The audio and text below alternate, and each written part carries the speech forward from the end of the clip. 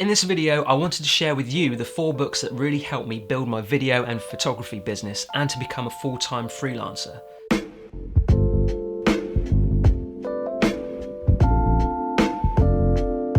After quitting my regular job, I didn't have much experience in being self-employed, so I relied heavily on educational content and books. These books are not necessarily going to make you rich, but put you and your business in a place where you can make the projects you enjoy doing rather than taking a job just because you're desperate for the cash. Show me the money! Well, sometimes you need to do that, of course, but these books really helped me put in place the foundation to be a better organised freelancer. Show Your Work by Austin Kleon. Not really a business book, but without showing your work, you won't have a business to begin with. It's a really small book, but don't let the size fool you. It won't take you long to read it, but it really tells you why it's so important to get your work out there in the world. When you find the things you genuinely enjoy, don't let anybody else make you feel bad about it. Don't feel guilty about the pleasure you take in the things you enjoy. Celebrate them. Now, for me, I found it very hard to get over the fear of self-promotion. I guess I was worried what my friends would think and maybe think I was a narcissistic idiot. This book changed that entirely. Even if you don't consider yourself an expert, having the experience of doing something and gaining insight, there will be people out there that will find that experience you learned helpful. So just get that work out there. You don't have to be a genius. If you're an artist, musician, photographer, or anything that is creative in any way, give this book a try. It will definitely benefit you in the long run. Besides, it will take you 25 minutes to read, no time at all. Rich Dad Poor Dad was one of the first books I read about finances and the idea of financial freedom. It's another US book, but the techniques can still be applied to other countries too. It's not how much money you make, but how much money you keep, how hard it works for you, and how many generations you keep it for.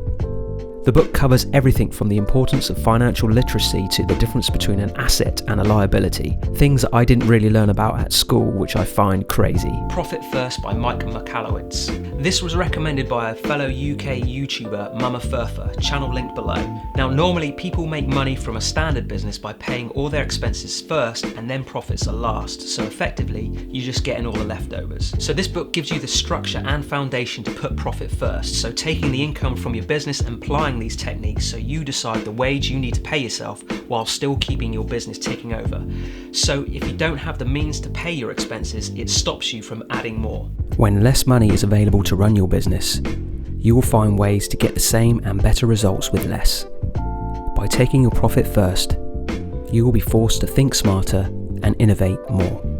It's one of those books that I'll probably always refer back to as there's a lot of accounting technical terms to take in. That's why I went for the audio version of this book, as the author actually adds some more bonus tips along the way too. How to make friends and influence people. Probably the most well-known self-development book of all time. Written over 80 years ago but still relevant today. This book gives you great guidance to communicate better with other people in businesses, with friends, families, strangers, and just improve your social skills overall. A lot of it is common sense, but it's never a bad thing to remind yourself of the basics from time to time. If there is any one secret of success, it lies in the ability to get the other person's point of view and see things from that person's angle as well as from your own. This book really helped me see things from other people's perspectives rather than just my own. And by showing a genuine interest in other people, those people in turn will be interested in you. If you're not an avid reader, I can totally understand if you think it's not exactly the most exciting thing to do in your spare time, but it's really important to soak in more knowledge to exercise that neuroplasticity in that head of yours. More input, Stephanie, more! Plus, if you're a D-class student at school like me, I'm losing all that useless crap I learned at secondary school and replacing it with stuff that really helps and interests me. Sometimes I like to listen to the audiobook versions and double the speed to get that information into my brain faster. I do this when I'm on walks, doing house chores, or whatever. Now, I've linked all the books down in the description below, so if you'd like to learn some new skills for your business, now is the time to do it. Also, let me know in the comments what other books you'd recommend, and I'll check them out. I hope this little video gives you the same impact that I needed to get my ass into gear and read more, and I'll see you in the next one.